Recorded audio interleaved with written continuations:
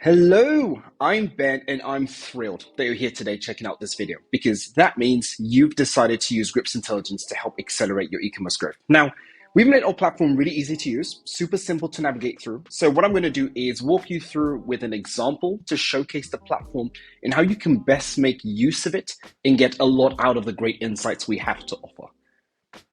So I thought we'd take a look at the jewelry retailer James Allen here for our example. Now, firstly, this is something I'm all too familiar with as my wife loves jewelry. But secondly, it really is a great example because they have two holiday seasons within such quick succession from one another. But before we move on, I do want to draw your attention to the top right-hand corner of the screen where we have the country filter and the date selector. And don't worry, these are things that remain permanent on the screen, so there's not a chance that you'll ever miss them. And for the country filter itself, this is where, as the name will suggest, you can select from a list of different countries where relevant. And from the date selector, you'll be able to select from a varying degrees of timeframes, both custom and suggested. Now, I do have 3 months selected here. However, you do have up to 24 months of historical data to work with, which is pretty great. Now, as I scroll down, what you see here is the aggregated overview. Now, this calls out some of the most important metrics that we feel are most important to you, such as your revenue, transactions, and conversion rate. Now, which is great, not too bad. However, again, this is just surface level. What we want to do is go deeper. So I'm going to expand our time frame out to 6 months. This will give us not only the previous holiday seasons, but also up to Valentine's Day.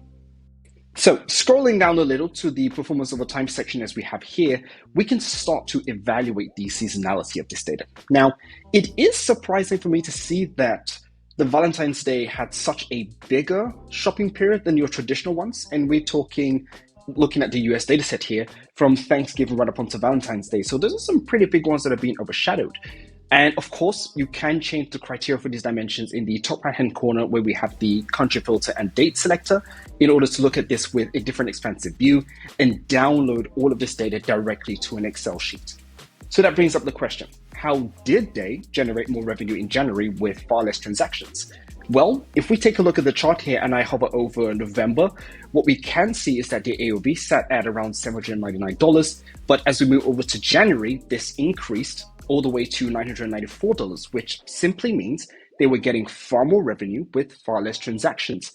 Their traffic also did increase during this period as well in January. Now, if I change this to the conversion rate, what we can also see is that they did have quite a stable one, but around December was when the drop-off began to take place, explaining why the transactions themselves in January was less than before. Now, let's take a look at the competitive landscape here. Looking at the competitive matrix here, so what we do is we currently auto-populate our competitors, but very shortly, you'll be able to select those that are most relevant to you. Now, what this does as a lens, it just provides more context to performance as we're seeing here with James Allen. Now, looking at the chart, we can see that James Allen is quite the market leader for conversion rate, sitting at around 1.1%, with Zales, a close competitor, not lagging too far behind. However, James Allen is dropping back a bit on the AOV side of things compared to Brilliant Earth and Brittany, which means we could have just discovered an optimization opportunity for James Allen. What we can do as I update the chart here is see how ad spend compares to revenue. And from this, we can see that although Brilliant Earth is a leader in revenue in terms of the market, they are generating 2 times that of James Allen while spending 4.5 times of that on Google Ads. We can also see, as mentioned before, that Vi had a pretty good AOV in contrast with James Allen. However, when it comes to generating revenue, James Allen is by and large out in front, pushing out almost 118 million in contrast with 25 million from Vi. And you can click into any of these competitors to see more detailed information about each as I head into Brilliant Earth. And here, same thing as we had with James Allen. With that in mind, how did James Allen get the additional traffic that led to more revenue? Well, to better understand this, we're going to have to take a look at the marketing channels of acquisition in a bit more depth. Now, with what we have here, as you can see, we're not only looking at marketing just from sessions alone. No, we're also taking into account the bottom of the funnel metrics as well. And that's pretty cool because you can now attribute sales directly to marketing. As we head further down to the Google Ad Spend area, you can see that the cost per click, it did remain relatively stable during this period. However, there was that dip in January, which is not too odd or unexpected. And if I was to switch this over to the ad spend, well, we can actually see here that there was an increased peak in budget for January, which ties in perfectly with the revenue spike that we also noticed earlier. Now, as we move forward to the devices section, what you can do here is compare the performance of various devices against one another, that being desktop, mobile, as well as tablet. Noticing what we can see here is that you have a higher session count on mobile, whereas on desktop, the greatest share of conversions is where it's all coming from.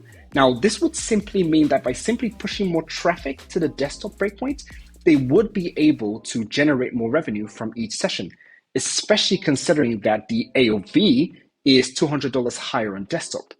As we progress to the countries, in terms of geographies, it's pretty clear where the priorities lie for James Allen, and that being the US, with Canada coming in as a distant second.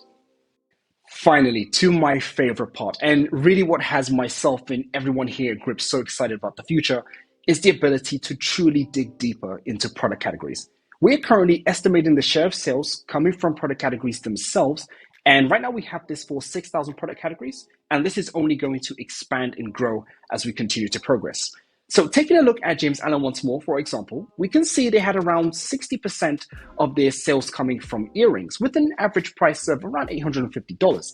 Taking a look at the chart, we can, starting from October, for example, see that this was sitting at around 56%, but this increased over time to what we have now in February at around 60%. Now, looking at the table here, what's interesting to see is that this isn't where most of their products are actually categorized. That would actually be in the ring section, with the highest average price actually coming from bracelets sitting at close to $4,000. And that wraps things up for our short introduction today to the platform. Please don't hesitate to get in touch with us in the app for any questions or feedback that you may have, or to simply book a demo with one of our product specialists. And don't forget to stay in touch and keep up to date with our platform and site. We have a lot of great things coming with our roadmap, new features, experience upgrades to the platform to continue helping you accelerate your e-commerce growth.